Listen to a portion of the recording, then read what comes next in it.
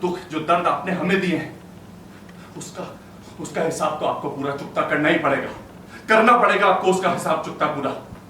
इसीलिए मैं आपसे कह रहा हूं, मेरे खिलाफ जो आपने स्टेटमेंट दिया था उसे वापस ले लीजिए, और उसके बाद जो मैं कहूं उसे कर दीजिएगा। आपको वो करना पड़ेगा। क्या?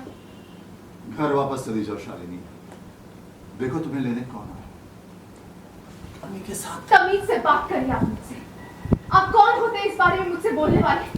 निकल जाइए यहाँ से, निकलिए। ढंग से बात कीजिए, हम यहाँ आपसे लड़ने झगड़ने के लिए नहीं आए। तो फिर क्या करने आए हैं आप? Behave yourself. हम यहाँ पर आपसे झगड़ा करने नहीं आए। तो फिर क्या करने आए हैं? दो रिक्वेस्ट है।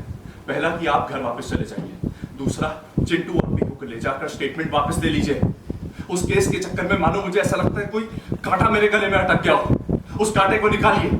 आप अपना घर तो बसा नहीं सकी क्योंकि आपका पति मर चुका है, और अब आप जिंदगी भर अपना घर बसा भी नहीं पाएंगी क्योंकि आपको मेरी बीवी का श्राप लगा है, उसके सिंदूर का श्राप लगा है, मेरा श्राप लगा है।